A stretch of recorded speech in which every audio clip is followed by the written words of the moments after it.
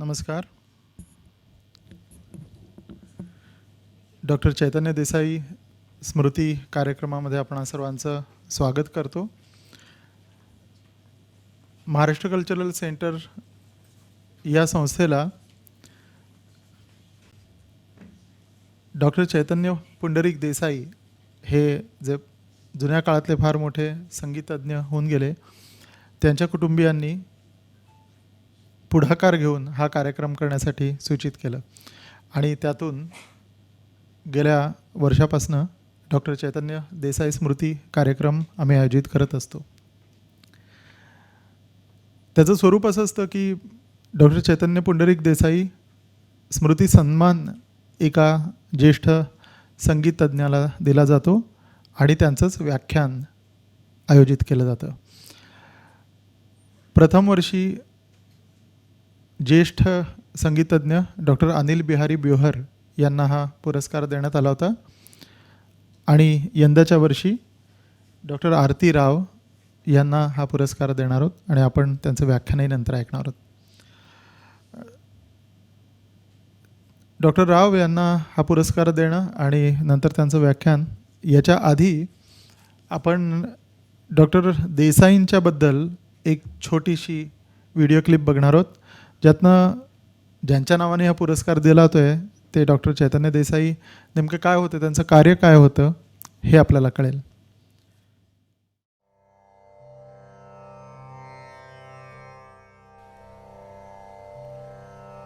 Doctor Chaitanya Pundarik Desai.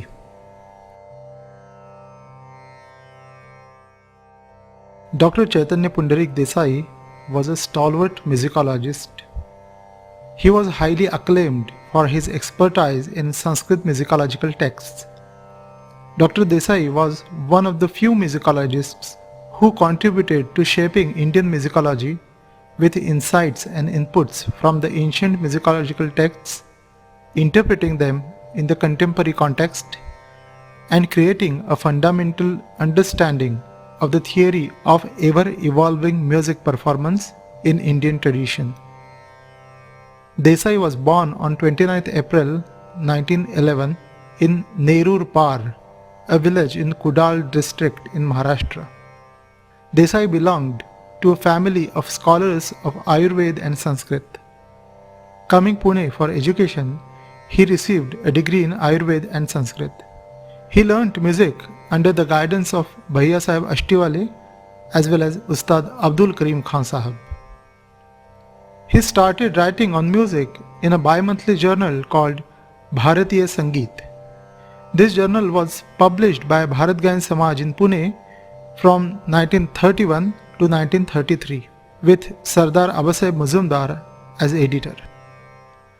Desai wrote articles on ancient music, its theory and theoreticians. His several articles were published in periodicals such as Sangeet Kala Vihar and Sangeet Masik Hathras. Desai served at Indira Kala Sangeet Vishwa Vidyalaya, Hirabaug as a research scholar. Dr. Desai edited and translated Nanya Bhupala Deva's Bharata Bhashyam, 11th century Sanskrit treatise on music with detailed notes and explanations. It was a milestone work by Dr. Desai. 2 volumes of Bharata Bhashyam were published by Indira Kala Sangeeta Vishwavidyalaya in 1961 and 1976. Sangeeta Vishayak Sanskrit Grantha is another important work by Dr. Desai. This book was published in 1979 by Maharashtra Vidyapit Grantha Nirmiti Mandal in Mumbai. Desai has described the musicological journey from Bharat to Bhatkhande in this book. While giving a detailed historical account of Sanskrit musicological texts, this book covers around 110 Sanskrit works. In this book, Dr. Desai has explained various trends and transitions in Indian musicology from the ancient period to the modern period.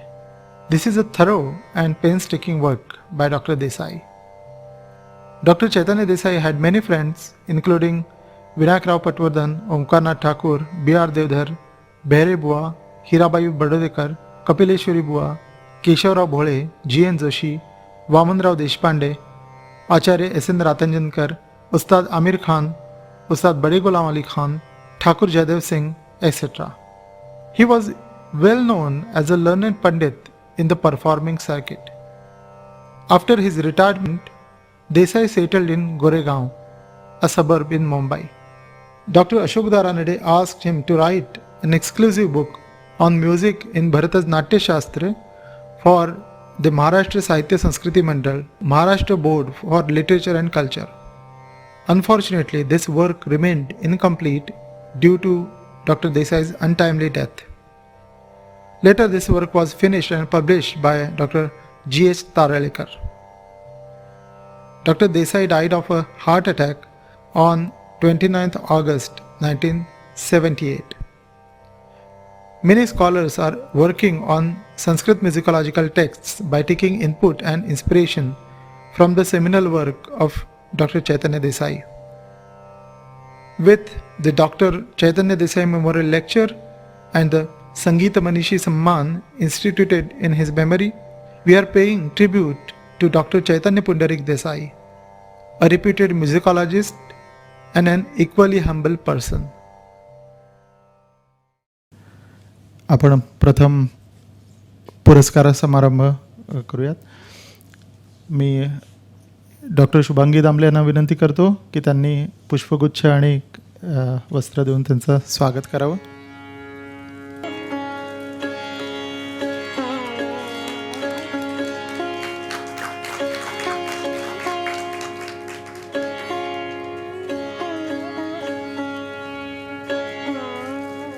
Rajesh Deshmukh यांना विनंती करतो त्यांनी मानपत्र देऊन त्यांना पुरस्कार प्रदान करावा.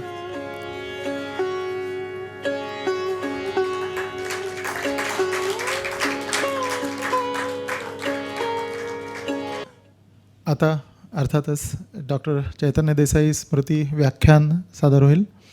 आय request doctor Aarti Rao to deliver the lecture.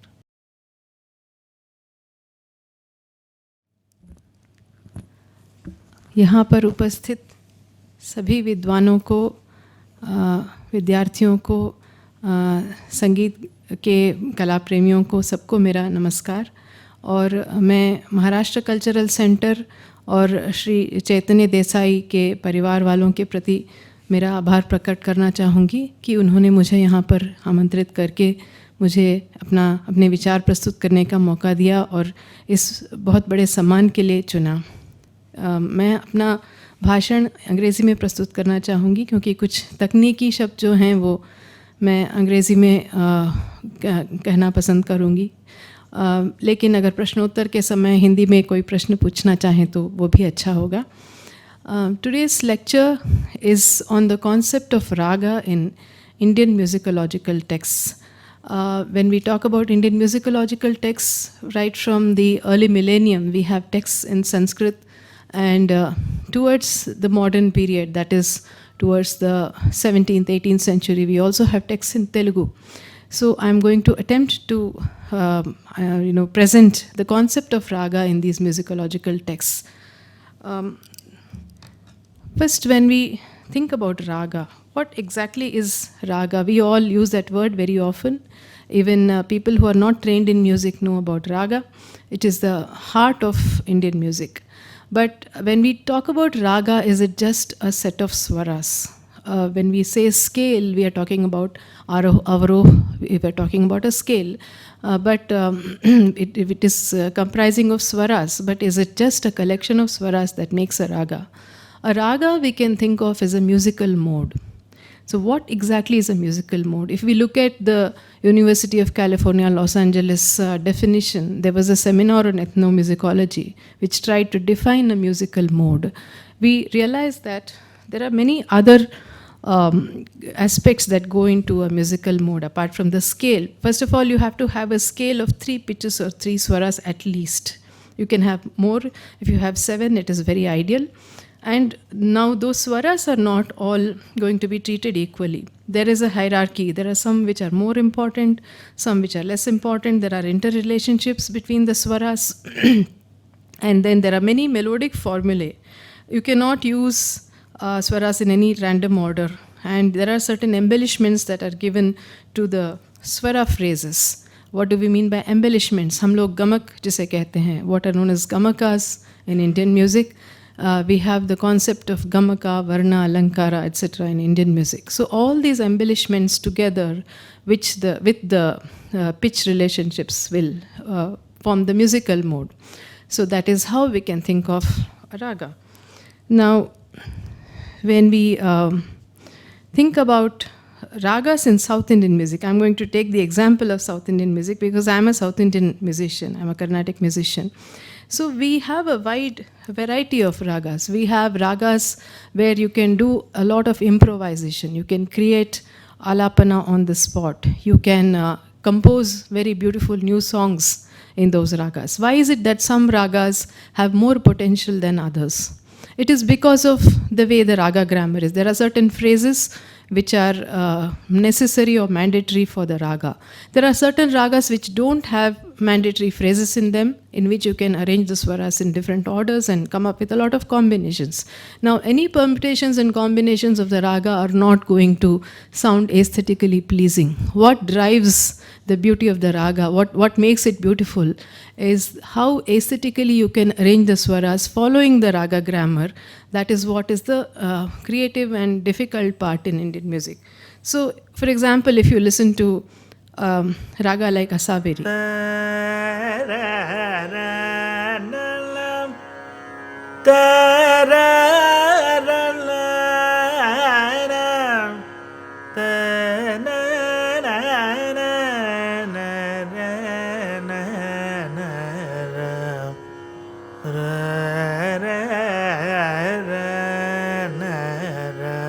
so we can see that there are typical phrases which have to be repeated again and again for the raga swarupa to come out, the image of the raga to come. You take a raga like Kannada.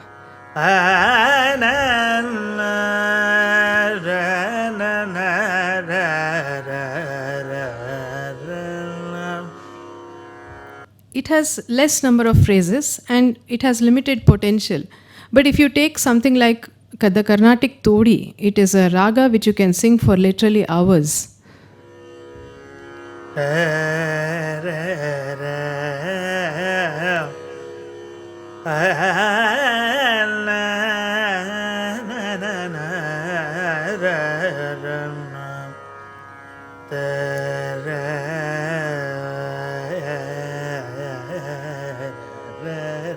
We can see that here we can sing the raga in a slow way. We can dwell on many different notes. We can have phrases which are very typical and non-linear, which are not coming, where swaras are not coming in an order.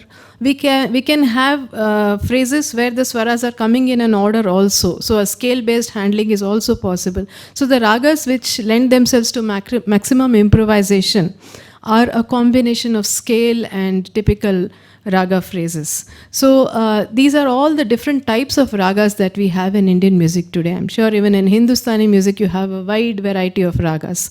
So where did all this come from? Because the evolution has happened over centuries. It has not been a process of a few decades or a few years. So where did this come from? Where did the concept of raga start in Indian music? So if we look at the evolution of raga, we had a period in the ancient times, in the first early part of the millennium, where the concept of raga was not there. We had something called the grama system. And in the grama system, the melodic modes were the jatis. So first we have the grama jati system. Then slowly we have the concept of raga coming in. So the earliest ragas, as we know them, were called grama ragas. Then the grama ragas were a very small number. 7 grama ragas we know of in the around the 7th century AD. Then slowly the grama ragas started expanding. Then we had a large number of grama ragas, and along with that we had other ragas called the bhashas, which were also described around the 9th century in Brihad Deshi. So in the early part of the millennium we had the Natya Shastra of Bharata, which I think all of us are familiar with. It is a work on dramaturgy, and it also talks about music. Then when the primary Grama Raga system was introduced, we see Brihadeshi talking about it, and also before that the Kudumya Malay inscription, about which I'm going to talk about a little bit. Then the Bhashas were also seen in Brihadeshi, and later on, by the time we come to the 13th century, we have the Sangeeta Ratnakara, the magnum opus of Indian music, where we see that there are two systems of ragas. One is the old system, starting from Bharata onwards up to then, that is the Marga system. Then the new system of Sharangadeva, what he calls the new system, was contemporary to him. That is called the Deshi Raga system. Then we come to the modern period, where we see the development of the Hindustani and the Carnatic raga systems. So these are the different stages that we will be looking at. Then I wanted to share with you some of the problems in trying to reconstruct and understand Sanskrit texts in Indian music. First of all, many of these texts are incomplete, because these texts have been preserved over centuries in manuscripts, some of which may be damaged, or they may be incomplete, or they may have a lot of additions happening, accruing a lot of material over the centuries. So sometimes we cannot be sure. For example, scholars believe that in Natya Shastra there have been a lot of additions over the centuries.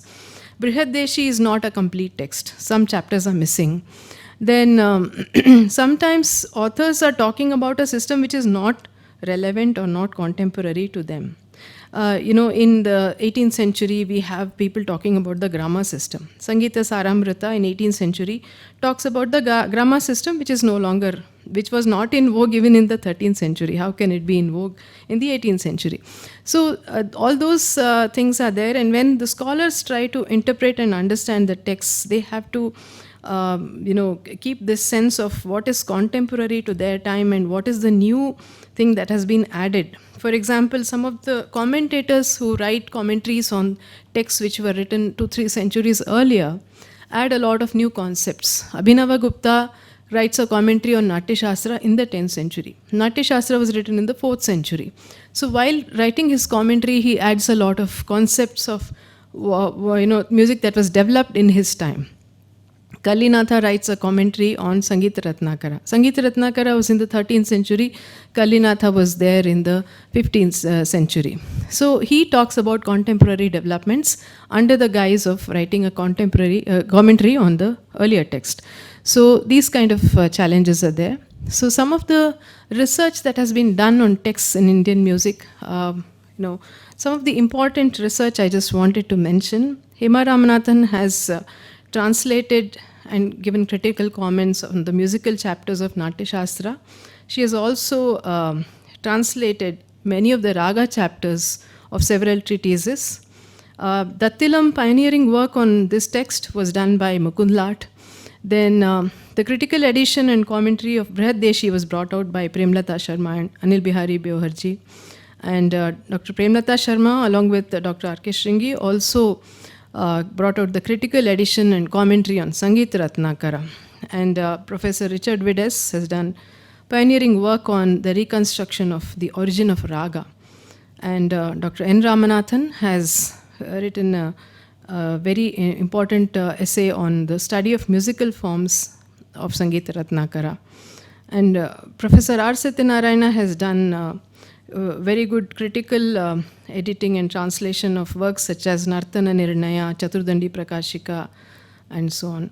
So some of these works have paved the way for our understanding of many of the core concepts in Indian music, especially the raga concept. So now I would like to talk about the different phases of the development of raga. So first of all, we have the Gandharva system of Bharata and Dattila. So these two authors belong to the ancient period, the early part of the millennium.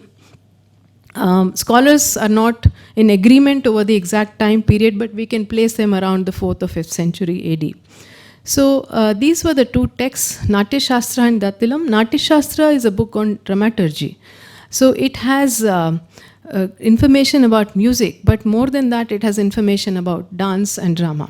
There are 36 chapters, out of which only 6 are devoted to music, and the rest are devoted to elements of drama and dance. But he describes the Gandharva system of music. And Dattila writes a very short text called Dattilam, which is probably like a summary of an earlier text. And he also talks about the Gandharva system. His focus is only on music and not on the other aspects, other allied arts. So it does not have description of ragas. What does it have? It has the description of the grama system and how jatis are based on the grama system. Now, jatis are the musical mode of Bharata and Dattila. So, to understand the two gramas, we have to know that they were basically scales, or they were sets of swaras. We all know that we have 7 swaras Sarigama Padani today, and these Sarigama Padani swaras were the basis for the 2 gramas. They were placed on a grid of 22 shrutis. Now, what are these 22 shrutis? 22 shrutis are the microtones, or the most discernible pitch positions in an octave. So there were certain intervals that were specified for each of the gramas, and the Shadja grama and the Madhyama grama was named so on the basis of the intervals of swaras placed at some specific intervals of shrutis. Now, we see 2 arrangements here. The Shadja grama has the arrangement of 4-3-2, 4-4-3-2. That is the intervals of 4-3-2, 4-4-3-2, where sa, ri, ga, ma, pa, da, ni are placed. And in the Madhyama grama, we have just one swara, pa or panchama, which is at a different position as compared to the panchama of the Shadja grama. So, both are similar except for the placement of panchama. Then we also see 2 extra swaras which are highlighted here, that is Kakali Nishada and Antara Gandhara. What were these extra swaras? Bharata says that these are auxiliary swaras. They are extra additional swaras which can be used in some situations. And how can they be used? They can be used along with the grama Gandhara, along with the regular ga and the regular ni. In some songs, in some situations, you can use them. In fact, he also says that within the drama, when there are songs in the drama, those songs may use more sadharana swaras, and before the drama, when you have songs, you should use less of sadharana swaras. This is the rule given by Bharata. The ga and the ni can be used in conjunction with the regular grama swaras, is what he is saying.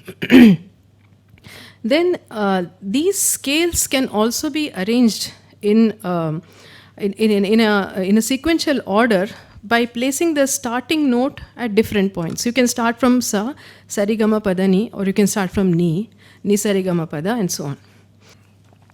So if you have these kind of arrangements, then those are known as murchanas, and these murchanas are different for both the gramas. We see that in Shadja grama we are starting from sa, and we go in that order, sarigama padani, ni sarigama pada, ni sarigama pa, etc. In the case of Madhyama grama, we are starting from ma. So you have ma pada ni sariga, gama pada ni sari, etc. So these are the 2 different arrangements in Shadja grama and Madhyama grama. And so we see that the starting note is not always sa. In Indian music today, for every raga, for every song, we start from sa. Sa is the tonic note. So this is a different system as compared to what we are used to now. Then we also have the possibility of removing 1 or 2 notes from the murchanas and coming up with hexatonic or pentatonic arrangements. That is, you can have only 6 or 5 notes. And there were rules about which notes can be removed. We cannot randomly remove any of the 7 notes. There were specific rules that you can only remove sa, re, ga, etc.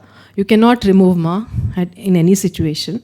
Madhyama was avinashi, it can never be removed. So with that you can come up with different arrangements. You can come up with 84 such arrangements which are known as tanas. So now we try to understand what was the jati system of the Gandharva. Now we were only talking about scales till now. It is like describing Aroh Avroh. But when you start talking about raga, it is much more than Aroh Avroh. So these jatis were the actual musical modes that were based on the gramas. So we can think of jati as a mode class. What do I mean by that? If you have many different melodies or songs, if they have some common characteristics, those can be grouped together, and that group is called a jati.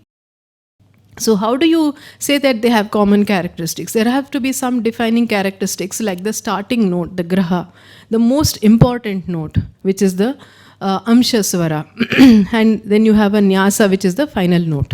So the jatis were defined using all these characteristics, and there were certain notes which could be only used sparingly, and certain notes which could be used profusely. So those kind of rules defined the jatis, and they were the melodic basis for all the songs which were created in Bharata's time, both within the drama and before the drama. In Bharata's system, they had songs before the drama also. They had the practice of something called Purvaranga, where there were certain dance and drama performances that happened before the actual drama commenced. So during those performances, there were certain songs which were called Gitakas and Nirgitas. They were composed using the jatis. And in the drama, you had Dhruva songs which were also composed using the jatis. So jati is much more than a scale. And the identity of a jati is a combination of scale and modal dynamics. So if we want to understand jati better, we can think of the raga kul or family of raga system that you have in Hindustani music. For example, we have Vrindavani Sarang, Madhamad Sarang, and Samman Sarang. So let's hear this.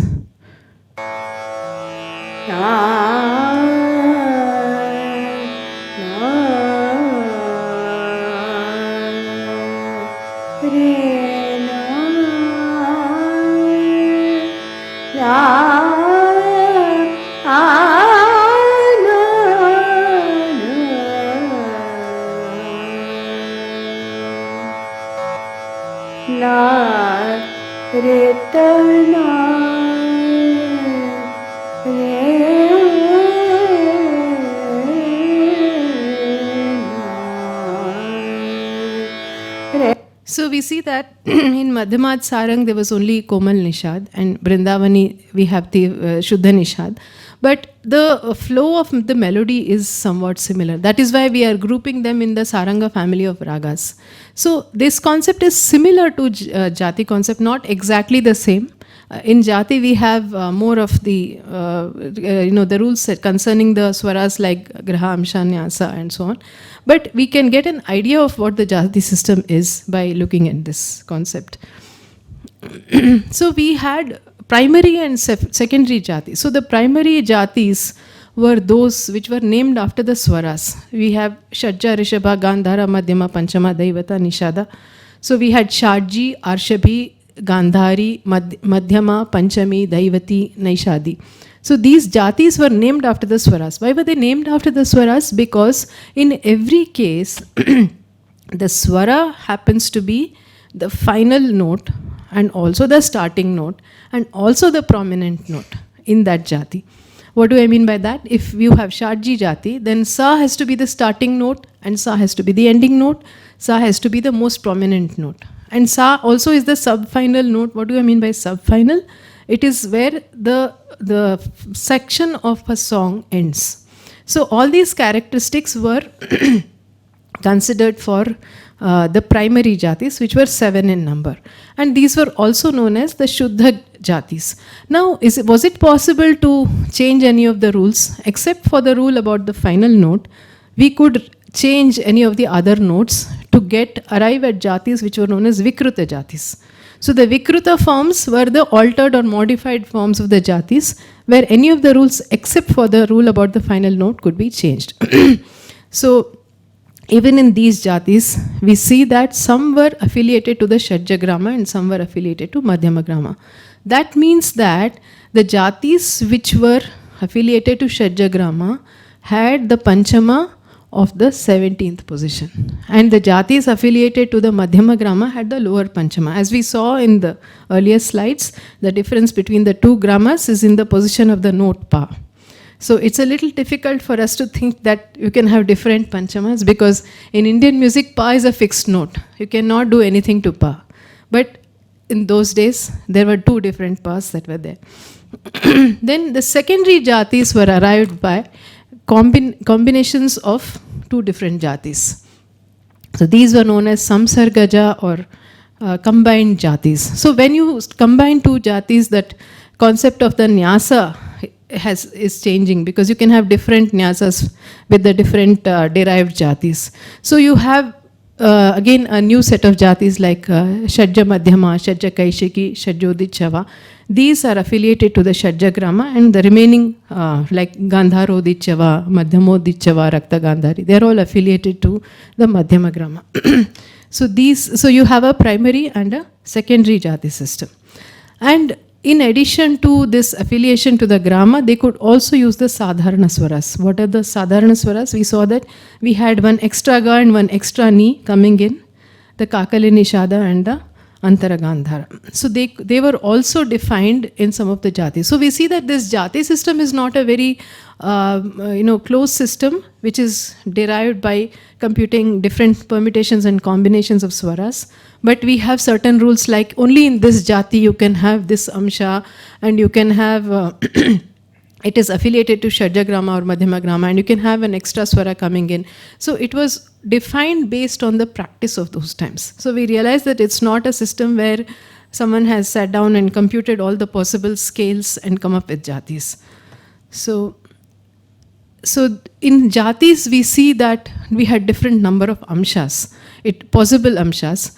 And if that is the case, that means that you can change the amsha and come up with a new derived jati. So the derivations of the jatis could be multiple based on how many amshas you could have. And also the Audava Shadava variants. Now this jati system had one interesting feature, that you can remove one or two notes. In the case of Murchana, we saw the exercise of taking the basic scale and removing one or two swaras from it.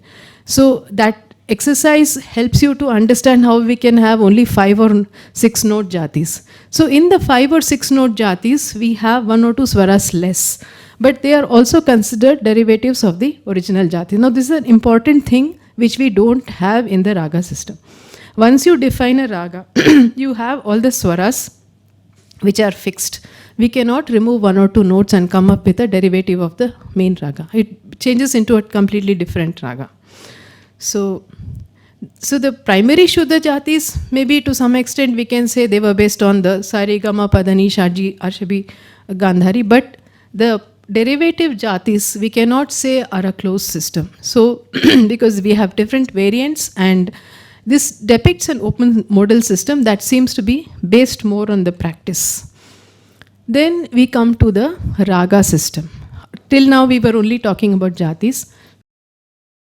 The Grama Raga system we first find mentioned in the inscription called the Kudumiya Malai inscription, which is dated the 7th century, and we find it in Tamil Nadu in Pudukkottai district.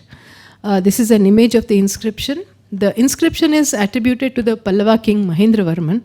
It's very interesting that he has actually got inscribed passages of swaras which seem to depict certain melodies. And what were these melodies? These melodies were pertaining to 7 Grama Ragas which have been named. The names of the ragas, Madhyama Grama Raga, Shadja Grama Raga, then Kaishika, etc. have been mentioned there. So these are the Grama Raga which are called the primary Grama Ragas. And we also find the mention of these Grama Ragas in a Shiksha text called Naradiya Shiksha, which was actually a text which talked about Samavedic recitation. And even in this text, we find the names of 7 Grama Ragas. What is interesting is that in Naradiya Shiksha, we don't find mention of jatis. We only find mention of Grama Ragas. So Professor Richard Vides is of the opinion that probably they were 2 different parallel systems, the Grama Raga system and the jati system.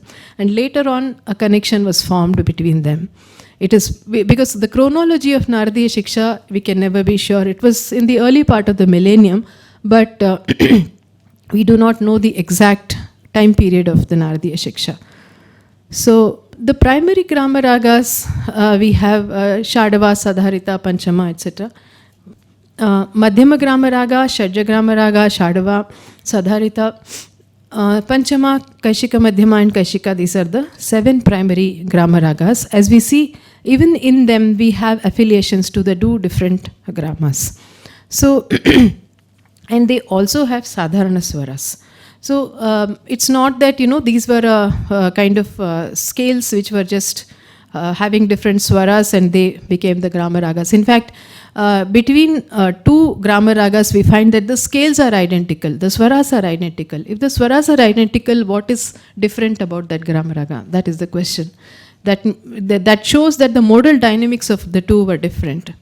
So that is something which tells us that it was not computed in a very scalar manner. Thank you. Then we next come to the 9th century, the Brihadeshi of Matanga Muni. It is here that we see the grama raga system expanding, and we have many more grama ragas coming in. We have many different types of grama ragas, and of course Brihadeshi also talks about the grama murchana jati system. See, we will see one distinct feature in most of the authors, that they will talk about the old system and try to form a connection between the old system and the new system. So Matanga tries to talk about which is the jati which is related to the grama raga. So grama raga is supposed to be derived from the jatis. So that connection is formed here. And Matanga also talks about the songs which are known as prabandhas. Now these prabandhas are not the old songs. Till now Bharata and Datila have only talked about Gita, Nirgita, and Bharata has also talked about Dhruva songs of drama. Now the songs have changed. The songs are now prabandhas. And he is talking about the grama ragas and bhashas for the first time. So now the grama ragas are classified according to the styles of singing. What do we mean by style? Sometimes you can sing certain swaras in a very straight way, or you can sing the swara with a lot of gamaka. As in Carnatic music we say kampita gamaka, we oscillate the swara a lot. Or certain ragas lend themselves to singing the swaras very fast. So all these are styles of singing. So the grama ragas were classified based on the style of singing the raga. So these were known as gitis. So I would like to play short clips of these ragas of contemporary Karnataka music. Not that they are based on the gitis, but they will give you an idea of what kind of styles of singing can be there.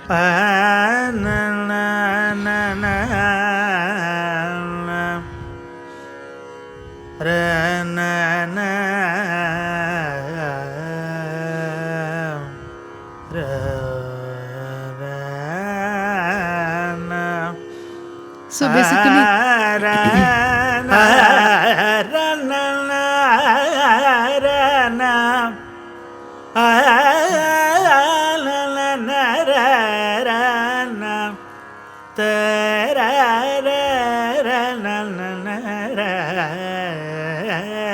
so in the second example, we saw that the swaras were going much faster. And in the first example, we saw that the swaras had a lot of curves. The swaras had a lot of straight notes in them. They did not have curves. And there is one more example that we can listen to where we have a lot of curves.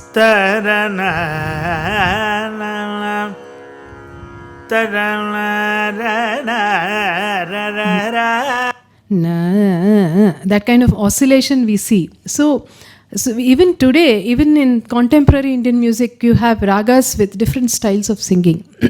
So we can try to relate these styles to the gitis. So they had Shuddha Giti, Bhinna Giti, Gaudi Giti, Vesara Giti, Sadharana Giti. Vesara was also called Vegaswara, where you can have high speed notes. And Sadharani Giti was a combination of all of these. Shuddha is where the notes are coming straight, and Bhinna is where the notes have a lot of curves, and so on. So the grama ragas were classified based on that. So the first 7 primary grama ragas which we saw in the early period, they were the Shuddha grama ragas. Then you could have varieties of them. You could, for example, have Bhinna Panchama, which is a variation of the Panchama, which was the Shuddha grama raga, based on the style of singing. So now you have a whole lot of grama ragas, and they are linked to jatis. As I said, the Brihadeshi is trying to form a connection between the jati system and the grama raga system. And the bhashas, the new set of ragas introduced, they are linked to the grama raga. So we see a connection between jati to grama raga to bhasha. So it's like building up in a hierarchy. So we can try to compare grama ragas and jatis. We see that in many ways they are similar, because we find that grama ragas can also be used in sacred music, which were used in rituals, just like jatis were used in sacred music. And they can also be used in secular music or within the drama. And they have a set of primary, we have a set of primary jatis and derived jatis. We have a set of primary grama ragas and derived grama ragas. So that is similar. And both of them are not closed systems. They are not systems where there's, their scales are derived in a symmetrical manner and then they are made into ragas or jatis. They are all based on practical applications where certain notes are considered more important, certain usages are considered more important, certain notes can be removed and certain notes cannot be removed. So all these rules govern both grama ragas and jatis. But there are important differences. In raga, once you define the amsha, graha, nyasa, you cannot change them. Whereas in jati, you could have multiple amshas. And in grama ragas, you can have style variants like what we saw just now, whereas that is not there in the jati. And jatis can have shadava and audava. You can remove one or two notes, but you cannot do that in raga. So we see the precursors of many of the characteristics of today's ragas in the grama ragas. And one important thing is, this is an observation by Professor N. Ramanathan, that grama ragas seem to be actual tunes and melodies. They were not models for improvisation like the present day raga system. They were actual tunes which were composed. So that has been understood based on all the references to the grama raga that have been made. Now we come to the 10th century and later the 13th century. In the 10th century, we have Abhinava Gupta, who writes a commentary on Bharata's Natya Shastra. As I said, in writing the commentary, he is introducing some new concepts as well. So he talks about certain new developments like two new Sadharana Swaras coming in. We saw that Kakali, Nishada and Antara Gandhara were extra Swaras which were used in Bharata's time. But now Abhinava Gupta is introducing two more, Kaishiki Nishada and Sadharana Gandhara, which is not mentioned by Bharata. But he is citing Bharata, saying that I am using his authority. Then many of his ideas, many of Abhinava Gupta's ideas have been taken into the 13th century by Sharangadeva when he writes his treatise Sangita Ratnakara. So Sharangadeva has, he has the mandate that he's going to talk about the older system as well as what was happening in his contemporary times. So he calls the older system Marga and the music of his times as Deshi. Then both of them, both Abhinava Gupta and Sangita Ratnakara talk about grama ragas, and Abhinava Gupta says that the grama ragas can be used in drama, which Bharata never said. So these are some of the things which, interesting things which he says. And Sharangadeva further links, he links grama ragas to jatis and he links grama ragas to his Deshi system also. So now you have a link from jati to grama raga to Deshi ragas of Sharangadeva. So it is at this time that Sharangadeva is defining Deshi ragas, and even in Deshi ragas, he is talking about what was not popular in his time, Purva Prasiddha, and what is popular in his time, Adhuna Prasiddha. And he gives the grama ragas and talks about, gives short swara passages which illustrate the swarupa of the raga. Those are known as alapas. So today if we say that the way of doing alap in Hindustani music or doing alapna in Carnatic music is all there in Sangita Ratnakara, it's all there in Natya Shastra. We hear such statements. But let us understand the alapa of Sangita Ratnakara is different from what we are doing. This alapa is not the, like how we improvise and sing alap today. It's very different, and it was a very short image of the raga that was conveyed. And there were other songs like the Akshiptika songs and the Karanas and Vartanis that are given to illustrate the grama raga. Now, Abhinava Gupta has already introduced two extra swaras, as I told you, and he says that Sadharana Gandhara can only come in the Madhyama grama. It cannot come in the Shadja grama. And Sharangadeva, what he does is he takes all the extra swaras, all the Sadharana swaras given by Abhinava Gupta, and he calls them Vikrita swaras. So in Sharangadeva's time, the system of Shuddha Vikrita has come in, because the grama system has gone now. The grama system was not in vogue in Sharangadeva's time. The raga system has become fully strong. And Sharangadeva does not want to let go of the grama system also. So what he does is he takes all the swaras of Shadja grama and says they are Shuddha. Everything else is Vikruta. All the extra swaras defined by Abhinava Gupta, and also poor Madhyama grama is getting a stepmotherly treatment. The pa of Madhyama grama, the Panchama, has now become a Vikruta swara. That is today present in our music as Tivra Madhyam. We all know Tivra Madhyam and Prati Madhyama in Carnatic music. That is the remnant of that old Madhyama grama Panchama. So this is what is happening. And then when we come to the Marga and Deshi Raga system defined by Sharangadeva and in Sangita Ratnakara, all the older ragas are Marga ragas for him, and all the newer ragas are Deshi ragas. In the newer Deshi raga system, again there are 4 categories: Raganga, Bhashanga, Upanga and Kriyanga. And they are linked to the Marga ragas. Raganga is linked to Grama Raga and Uparaga. Bhashanga is linked to the Bhasha and Vibhasha. Kriyanga is not linked to anything. Upanga is linked to Bhashanga. So you have a connection right from the Jati to Grama Raga to Deshi Ragas in the Sangita Ratnakara. Then when we talk about improvisation, now this is where improvisation is coming in. Till now we had the Alapa of Grama Raga, which was not an improvised piece. It was just the Grama Ragas themselves were melodies which were created. They were not improvised on the spot. But Sangita Ratnakara talks about Anibadha improvisation. That is, you are creating the melody on the spot. So this is described for Deshi Ragas, and this is known as Alapti. And Alapti has 2 types. One is the Raga Alapti, where you just take the Raga and you improvise in a free form manner. Then you have Rupaka Alapti, where you take a song and then you do improvisation. So we can see these 2 types of Alapti like improvisation in Indian music today. We can see that in Hindustani as well as Carnatic music. So in Raga Alapti we have certain boundaries, that you take a starting swara, then you go up to 4 swaras, and then you cannot touch the 4th swara, you have to build melodic phrases till there. And then the next stage, you take the 4th swara and you create melodic phrases till there. Then you take the distance, the area between the 4th and the 8th swaras and create melodic phrases there. That is the 3rd stage. And the final stage is where you touch the highest swara. That is the structure of the Raga Alapti. So we can try to relate it to modern Raga Alapana, but it is quite different from the way we do Alap in Hindustani music and Carnatic music, though there might be some traces. And when we come to Rupak Alapti, in Carnatic music, we have this concept called Nerval.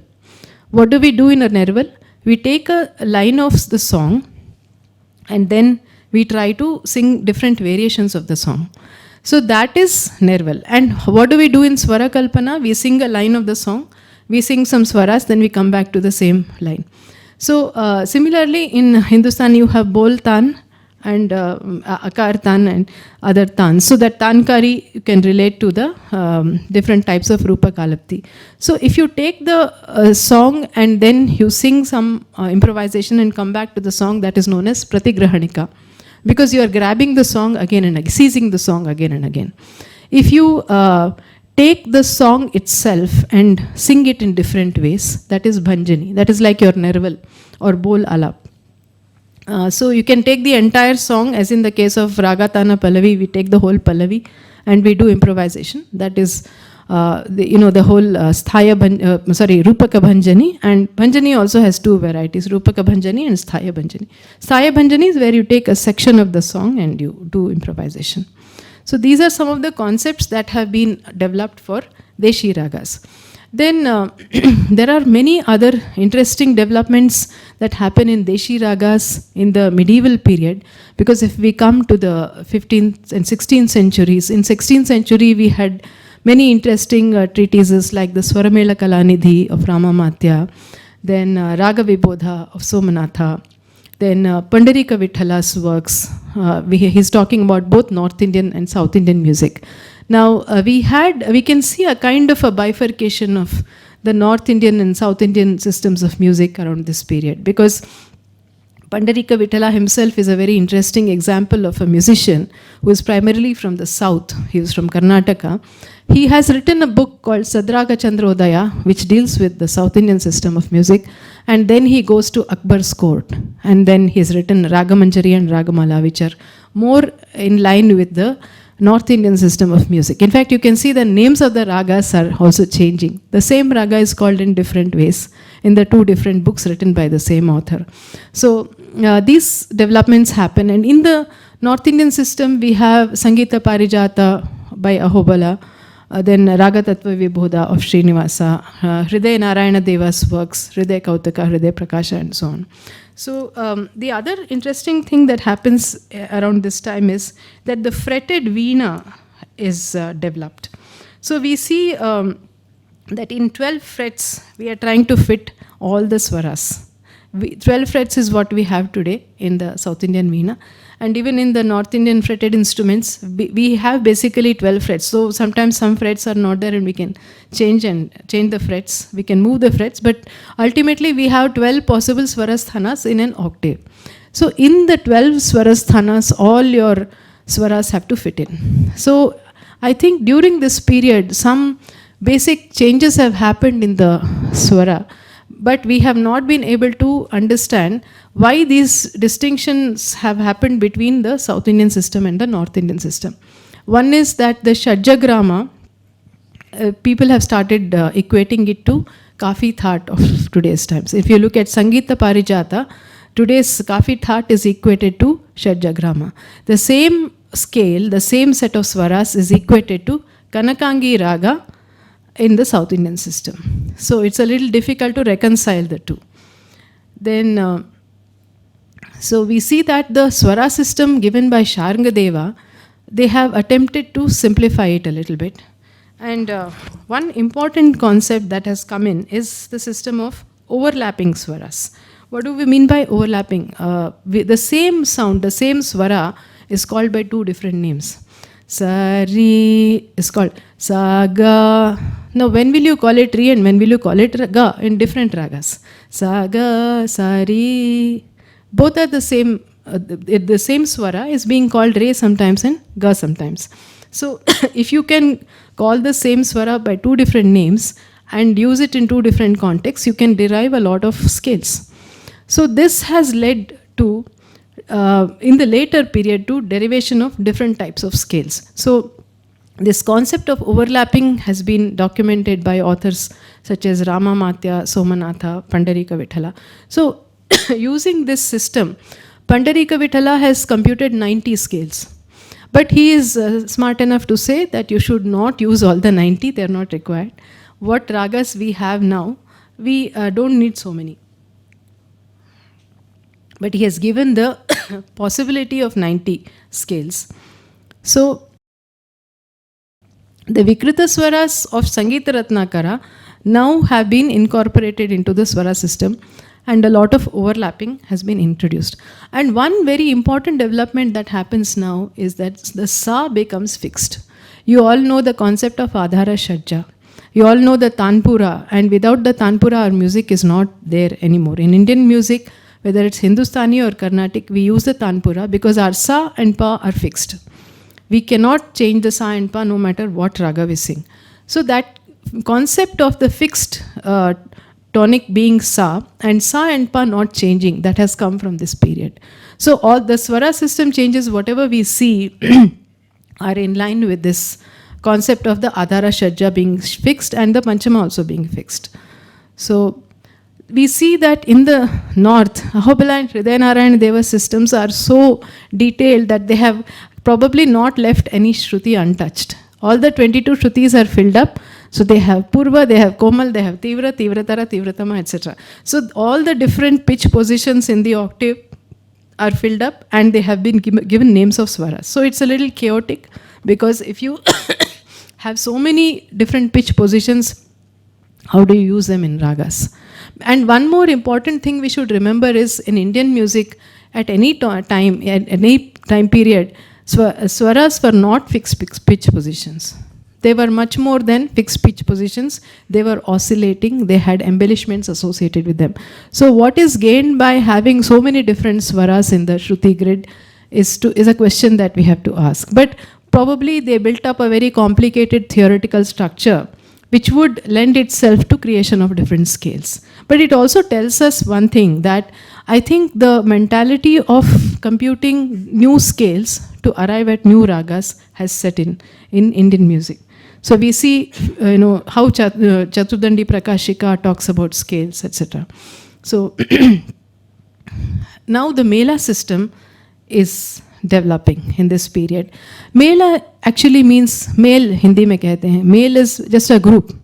So it started as a concept of grouping ragas together. So how do you group ragas together? Ragas which are similar can be grouped together. But what happened is, initially only similar ragas were grouped together, and there was nothing like one raga is inferior, one is superior, or one is a child, one is a parent. That concept was not there. But then in the later period, or in the second stage, an artificial computation of the scales started. So in Chaturdandi Prakashika, we find that Venkatamaki has given a formula of arriving at 72 possible scales based on the swara system that we were just discussing, the overlapping swaras and all that. So if you arrive at 72 possible scales, do you get 72 ragas? Venkatamaki himself did not create 72 ragas. He was happy with 19 melas. He said that is sufficient for the music of my time. But his successors, Venkatamaki's grandson has written a work called Raga Lakshanam, Muddu Venkatamaki. He has given names for all the 72 scales and made them into ragas.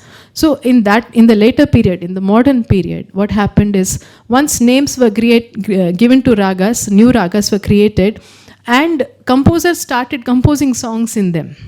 So that is how artificially ragas are getting created. It's like having cultured pearls instead of naturally produced pearls. So I don't know if that's a very good way of creating new musical modes, because if you look at how a musical mode is created, it should be done in a very organic manner based on how music spontaneously is created by composers. But it should not be in an artificial manner where you first create the aroha, avroha, and then you try to create a song in that.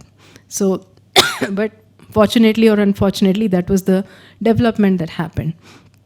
So we see the two approaches, the artificial computation as well as the grouping of the ragas in an organic way, in the south as well as the north. In the north, you have Hriday Narayan Deva talking about 12 samsthanams. In the other aspect of creating scales artificially, we see Ahobala and Srinivasa have attempted to do that. So both people from the north and south have attempted this.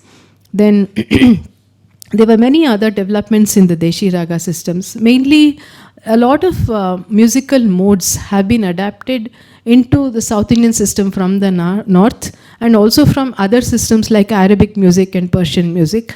And also people like Pundarik Vithala who have emigrated, they have taken the same ragas, given them different names, and incorporated them into the northern system. And we also have this idea of classifying ragas based on various criteria. We'll come to that also. And a new type of improvisation, or should we say improvisation, or should we say musical form, Alapa and Thaya, is seen, which is described by Venkatamaki and his father Govinda Dikshita. We will also talk about that a little more. So in the raga classification, we have classification systems like Shuddha, Chaya Laga, Sankirna Ragas. So you start with Shuddha Ragas, which are very pure or following the grammar kind of ragas.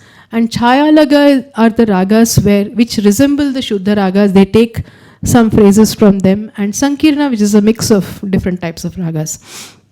Then ragas also were classified based on the time period, time theory of music. Then we have Uttama, Madhyama and Adhama. So Ramamatya talks about ragas which are most suitable for presenting prabandhas, alapathayas. They are Uttama. And madhyama are those which are not so suitable. Adhama are very bad. In fact, when I tell my students about which are the adhama ragas, they are very surprised. Ragas like Carnatic Todi and Carnatic Kalyani, which are the mainstay of concerts today, are supposed to be adhama ragas. You should not sing them at all. So in fact, he says, Kalyani is not our music, it is brought in by the Muslims and things like that. So those kind of statements are made by Ramamatya. So it's surprising to see how the raga's importance has changed in Indian music, probably because of the compositions, probably because Haridasa composers in the 16th and 15th and 16th centuries have used those ragas, and later on we have the trinity like Tyagaraja, Shama Shastri Dikshitar. They have taken ragas like Kalyani and enhanced the image of the raga, enhanced the status also. So, and if we look at some of the Uttama ragas, we are not using them so much now. So that is a very interesting classification. Then we also have Ghana, Naya, Deshya. Now, what do we mean by Deshya? Those which have come from the North Indian system. Those are one category. Then Ghana is where you can sing sing a lot of improvisation in the form of Tanam, which are fit for singing the Tanam in Raga Tana Pallavi. And Naya are the beautiful Rakti ragas which are very pleasing to hear. So this kind of classification is also seen. And then we also have the concept of iconification of ragas, where you imagine the raga as a devata or a deity, as a celestial being, and you describe his ornaments, you describe his dress, and sometimes they also picturize ragas and raginis as Krishna and the gopis. So there are many Ragamala paintings that have been created based on the concept of raga and ragini. So raga is a male raga with many raginis who are his wives. Sometimes you have descriptions of putra, putravadhu also, families of ragas. So I was talking to a friend of mine who is a Hindustani musician, and she had the opinion that raginis probably were more tender and delicate to handle than the ragas. That could be one reason why we had the male and female names, but we cannot say that is a rule, that raginis are always very delicate and ragas are very strong. It's not a general rule, but it could be one reason why those names were given. So we find the concept of raga iconification in many of the treatises. We starting from Palkurki Somnatha. We come across many South Indian treatises in the medieval period and also North Indian treatises. So many people have talked about this concept of iconification of the raga. Then I would like to talk a little bit about Alapa and Thaya, which were two musical forms which depict the exposition of the raga. Now, the moment we say Alapa, we think of improvisation. Many scholars believe that the roots of the modern Carnatic Alapana are in the Alapa of which have been described in the medieval period. But I have tried to do some studies on this. We find the description of Alapa by Chaturdandi in Chaturdandi Prakashika by Venkatamaki in the 17th century, and also by his father Govinda Dikshita in the treatise Sangita Sudha, also in the 17th century. Now, Alapa and Thaya are two musical forms. Alapa is more elaborate and Thaya is shorter. Alapa has many sections. You start with one introduction section, then that is called as Akshiptika. Then you have a Ragavardhani, which is exposition of the raga in a more elaborate manner. Then you have a Sthayi section. One second. Sthayi section where you have a stepwise build-up of the raga phrases. And then you have a conclusion. So this is the structure of Alapa. In the Thaya, you have only one Sthayi section. In the Alapa, you can have multiple Sthayi sections. I'm going to show you what I mean by Sthayi section. But in the Alapa, you have multiple Sthayis, whereas in Thaya, you have only one. And I had a project where I was working on certain palm leaf manuscripts from the Tanjavur Saraswati Mahal library.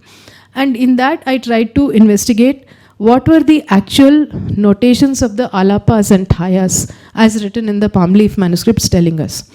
Is it according to the theoretical specifications? Because we find a gap in theory and practice many times. So I'd just like to share some of my findings of Chaturdandi Alapa. So this is an image of one of the Tanjore manuscripts. The original notation is in Telugu script. And we also have copies of the same manuscript in Devanagari script. Now, the manuscripts of Tanjore are a very interesting set of resources, because the Tanjore library was set up by the Maratha kings. And these Maratha kings have emigrated from Pune, because I'm in Pune now, I'm telling you. They've emigrated from Maharashtra, from Pune and other places, and settled in south of India, in Tamil Nadu. And they have learnt the local language, they have learnt the local culture, they have brought in their culture also, and they have made Telugu as their official language. That is why the notations are in Telugu. And many of the songs are not alapas and hayas, because alapas and hayas don't have lyrics, but other songs which have lyrics are in Kannada, Telugu, Sanskrit, and so on. So it's a true case of national integration, if you ask me. Anyway, so these alapas and hayas have been documented by these kings. They have got their musicians and others to document these alapas and hayas, and they are in the Tanjore library, and we can look at the notations and try to reconstruct the melody. Of course, we must remember that the name of the raga does not immediately tell us what the raga was like in those days. So we have to refer to the musical treatises, Lakshana Granthas, to understand how the raga was. If I say Shankarabharana, it may not be the Shankarabharana of today's time. So I have to first understand what the swaras were and how the grammar could have been, and then try to reconstruct. And it also gives us the question whether if they were being written down, were they improvised pieces? If you have hundreds and hundreds of alapas written down, were they, can we say that they were improvised pieces, or were they guidelines for improvisation? Sometimes in some schools, even today, teachers like to teach the pakad of the raga, and in Carnatic music you have Swara Kalpana exercises which are taught to the students to help them to learn how to do Swara Kalpana in an improvised manner. So was it like that? So that question is still an open question. So this is the structure of the alapa. Like I said, you have an introduction section followed by an exposition or elaboration, then a stepwise build-up and a conclusion. In the stepwise build-up, the sthai section, what we do is we take one note at a time.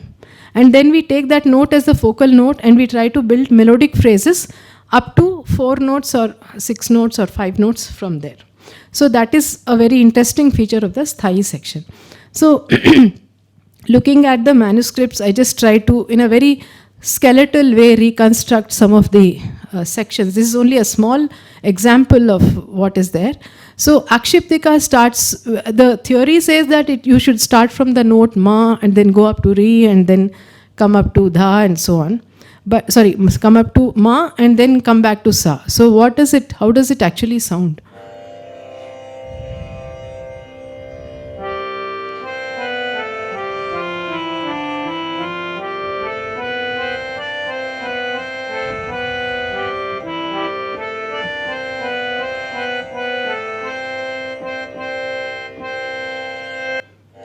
So we did not start from ma, we started from pa, as you noticed, but we did end on sa. So somewhere we are trying to follow the theory, but there is a little deviation also. So like that, if you look at the Ragavardhini section,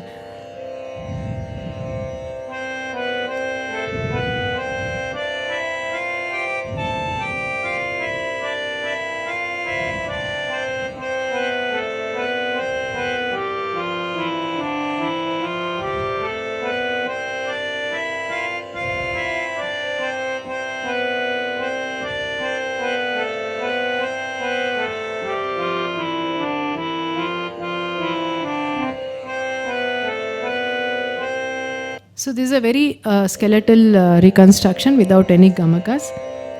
One second. So when we look at the sthai section, like I said, we take a particular note, a sthai swara sa, for example, and then we build phrases in such a way that we touch the next note and come back. Then we go 2 notes forward and come back. Then we go 3 notes forward and come back. So successively we are touching re, ga, ma and so on. Let's just listen to one example.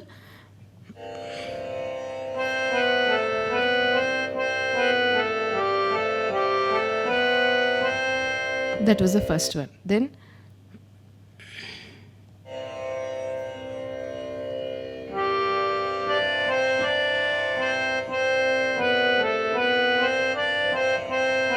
so in the first step we went only up to sa, then the second step sa, re, sa, we went up to re. Then next successively we'll go up to ga, that way it's going. So it's in a very sequential manner. Now if we look at this Thai structure, I mean this is a very skeletal representation as I said, but of course if you look at the actual music, it must have had many more embellishments. Recently I was thinking about this structure, and I think we can visualize the example of the Thai structure very nicely in one of the modern Carnatic music compositions. There is a Swarajati by Shama Shastri, and that Swarajati has an interesting feature that every charana starts from a different swara. It is in Bhairavi Raga. So the first charana starts from Sa, second one starts from Re, third from Ga, fourth from Ma, and so on. And every time what he has done is, he has taken the starting swara and gone 4 notes above it. So if he is starting from Ga, he will go up to Ni. If he is starting from Ma, he'll go up to Sa. If he is starting from Pa, he'll go up to Re. So he must have been inspired by the structure of the Sthai in Alapataya, or even if he has not looked at it or got inspired from it, the structures are very similar. So it's a very good illustration of the concept. So I would like to play some small clips. First of all, I'll just play the introduction part of Kamakshi Swarajati. This is sung by Vidwan Semmangudi Srinivasa Iyer, who is a very great Vidwan of Carnatic music.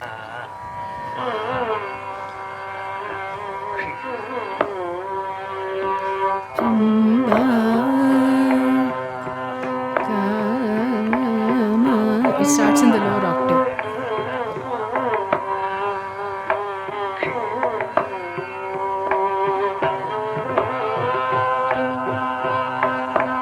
So that is the beginning part, the Pallavi.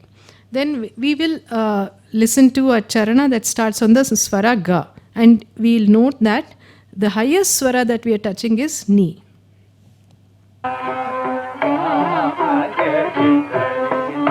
Ni sa ni sa ri ga ma pa ga ri ga ma.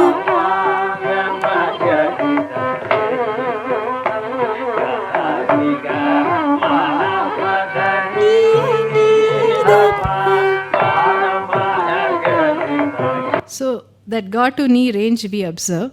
Then if we look at charana which starts on Ma.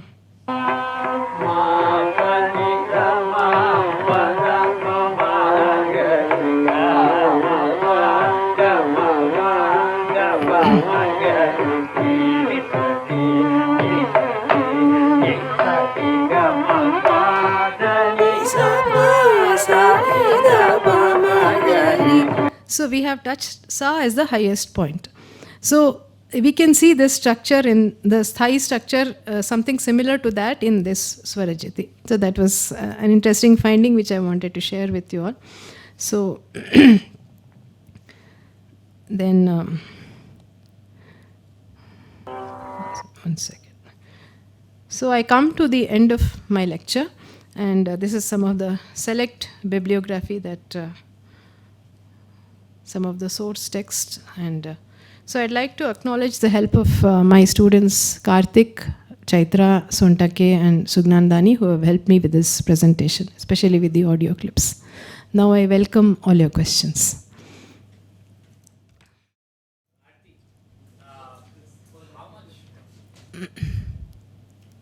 How much of this development was influenced by the change in the musical instruments? You referred to it briefly. Yeah, that's a very interesting question. In Bharata's time, that is the 4th, 5th century AD, we had the harp as the primary stringed instrument. A harp, like whenever they say veena, they don't mean our veenas of similar to what we have. They mean harps. So in the later period, around the 10th century, we had fretted instruments. And by I think the 15th century, the fretted instruments became very standard, and that is why the attempt to fit all the swaras into the 12 frets of the veena. So that is, I think, one. And the other thing is that the embellishments that were given, when you have a harp, the strings are distinct. The sounds produced by the strings are distinct. You don't have a continuity in them. So the embellishments given to them were probably not like the embellishments we have now, because in a fretted instrument, you have continuity of sound between one fret to the other, and also when you pull the string to play the next swara. So I hope that answers your question. So that was one influence that we can directly see. So if you were to change the musical instruments now, Yeah. would you get different embellishments, or would you get different kinds of? Yeah. If you were to play Indian music on the harp now, you would not be able to play the kind of songs that we are playing now. It is not possible.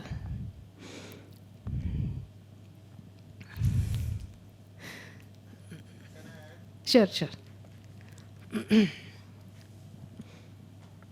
So the concept of rag are primarily not just the rag, but elaboration of rag changes with the instruments. I can tell from the North Indian perspective. In Hindustani music, the vocalist perception of rag is different than instrumental players, and that's why the Seniya tradition, which is formed basically by the beenkars. So the raga rupa, the structure of raga from the Seniya beenkars is different than the Drupada or Khayal singers, because the raga concept of beenkars is based on the instrumental embellishments, and vocalists have a different kind of connotation, and that's why we have a variety of raga phrases depending on the tradition. So there is a Vainika tradition, the tradition of string instrument players, and there is a tradition of Gandharva, that is of vocalists. So this is a perception about ragas being presented in a different manner, and this perception is cleared by Pandit K.G. Ginde. So he explains how the raga rupa changes from instrumentalists and vocalists. Yeah. You talked about the iconography that developed about the ragamalas and raginis and all that. When did this concept of timing of the rag singing in different parts of the day timing, I think emerge? medieval period we find a lot of references to the time and period. is that The described in some of Vibodha. these Raga Vibodha documents? in around the 16th century, I think for the first time gives the time period, time theory of the ragas, that you can sing them at different times of the day. And around the same time, the raga iconification also. Even in Raga Vibodha, that iconification has been given. The concept of iconification of the ragas. So it in was the medieval not there period, before. We don't find any. we have reference, not. at least. I think we have not found. We have not come across references.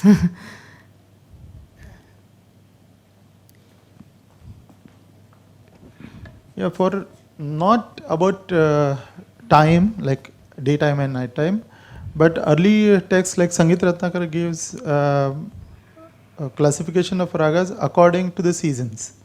So ragas are attached to 6 seasons. And from say 14th or 15th century onwards, at least from north side, we have texts referring to raga samay formulation.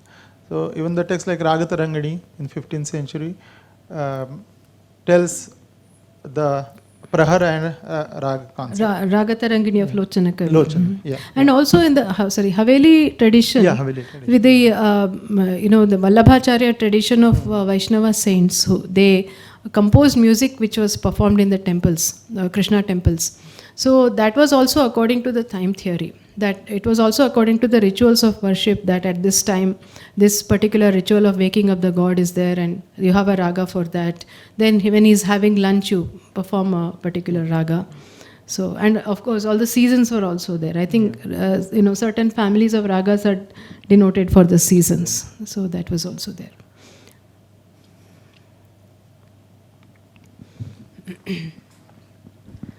There have been mentions about a third grama, which is Yes, Gandhara. Gandhara Grama, yes. So, can you elaborate if possible? Yeah, Gandhara Grama has been described by Dattila and not by Bharata. That's why I didn't want to take it up, because then I thought that it was not so important. Even Dattila says that it is not there in his time period, it has already gone to heaven. Dattila and Narada in Nardiya Shiksha talk about Gandhara Grama, but Gandhara Grama is described in more detail in Bharata Bhashya, Saraswati Hridayalankara Hara and Sangita Ratnakara. They actually give the Murchanas of Gandhara Grama, and then they also talk about how it is, what are the intervals and so on. So that is one. But unfortunately or fortunately, we don't have the link of Gandhara Grama to Jatis. So that is why, since I was focusing mainly on Jatis and Ragas, I thought I did not want to bring that added element in. Yes.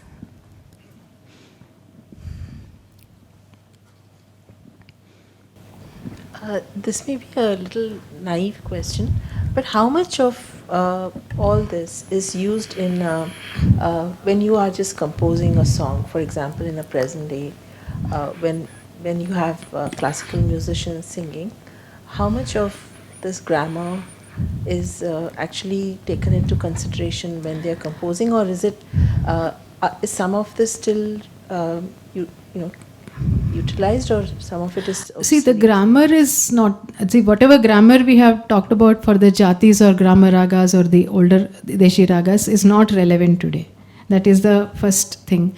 Whatever grammar is there, but we can find some similarities, we can find some linkages. And also, when we understand historical systems, it helps us to understand our contemporary system better. It's like when we examine or understand a historical monument, we look at the architectural principles in the monument, we understand how it is. We may or may not be able to implement those principles in modern architecture, but the understanding of the way those concepts were implemented enhances our understanding of modern architecture. So all the concepts may not be relevant in the present day. In fact, to be a good musician, you don't need to know so much about what Bharata did or what Sangita Ratnakara, Sharangadeva did in Sangita Ratnakara, but it helps us to think about music. Actually, Professor Ramanathan has, he says that you can think about music you can think about music or you can think musically. When we think musically, we are composing or performing. We are thinking as performers, it's a very spontaneous and organic process. We are not thinking why we have to do it. We are thinking how we do it.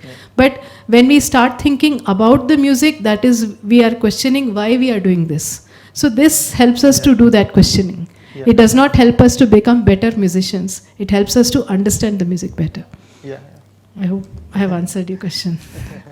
Thank you. Actually, to address your question, I can tell from my own experience and of course from the experience of early composers from Hindustani tradition, that the textual studies help you in reconstructing the lost forms of music. Like there are many forms, prabandhas, the song forms explained in Sangit Ratnakara or earlier texts, which no longer are being performed. But there are many composers in modern era who have taken an inspiration from these texts and they have reconstructed on the lines. Like, for example, Swarartha Prabandha. It is explained in Sangit Ratnakara. So there are many composers from North India who have taken the concept of Swarartha not in the entirety, like Sangit Ratnakara gives certain rules about Swarartha Prabandha. But we don't follow all the rules. But we have taken the inspiration from that form. And now there are many composers who compose Swarartha songs in Hindustani music. In that sense, we can say studying the text helps you in reconstructing the past and formulate a new present. So, in a way, we can contribute to keep the tradition alive and bring it forward.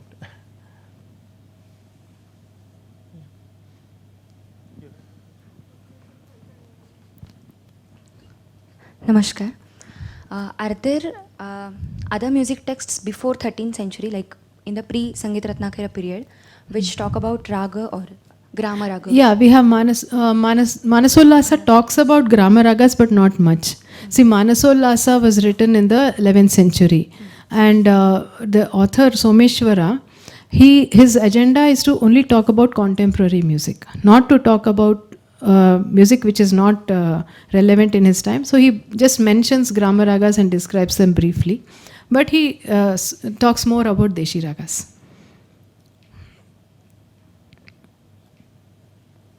And Sangita Samaya Sara, that is also around the time period of Sangita Ratnakara, but some scholars believe it is an earlier period. So we don't know exactly. And Bharata Bhashyam is also there, of course.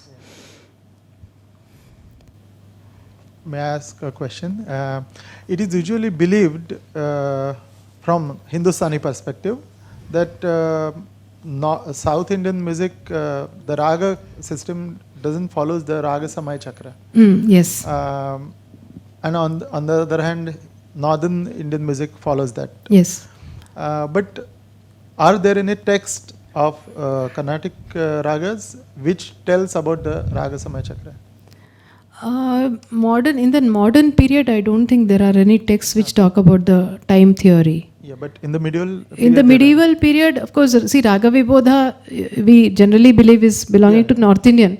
But Hema Ramanathan ji has said that looking at some of the descriptions, they could be both North Indian and South Indian.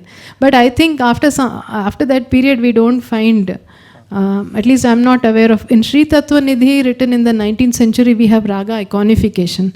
But time theory, I don't think it is there. Raga in iconification and that, depicting them as deities, that is there. The paintings are also made based on that. Mummadi Krishnaraja Wadiyar, the Mysore king, has composed that text. But the time theory, I don't think.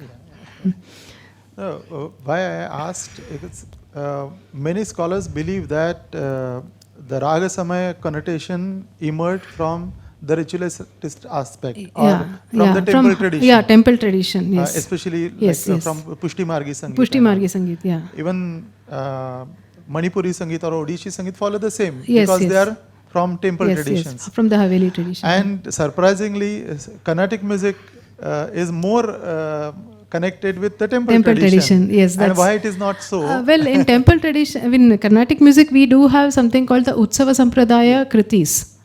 Composed by even Haridasas, like Purandardasa and Kanakadasa have composed Yelu Narayana and so many other songs which are dealing with rituals. And that tradition is also followed by the Trinity. Tyagaraja Swami has composed, Utsava Sampradaya Kritis. In those Kritis, for example, Bhauli is a raga which is used to wake up the god, early morning raga and so on. But when you think of concerts, it is not very sacrosanct that you should not sing an evening raga in the morning or you should not sing a late night raga in the evening. That thing is not followed. I think South Indian music has moved more towards the Melakarta system and coming up with new scales and new ragas. So when you're creating ragas artificially like that, it doesn't have a performing tradition associated with the temple, and because in concerts people are they still sing the traditional ragas, but they are also interested in presenting the new ragas. So I think somewhere that has been lost. Interestingly, even today, Carnatic music tradition is more linked to I will not say Hindu tradition, but religious tradition. Yes, devotional and music.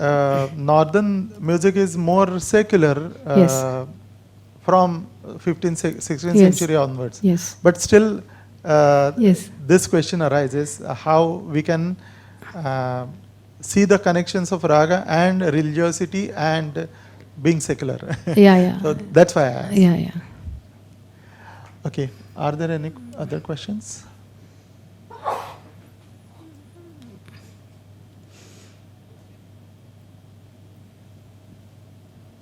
I think there are no questions further. So, okay, I can close. So, thank you very much once again for listening to me patiently. Thank you very much to Maharashtra's Cultural Centre and the family of Shri Chaitanya Desai ji for inviting me here. Thanks very much to Dr Chaitanya Kunte and Shruti Kunte ji for hosting me here. Thank you.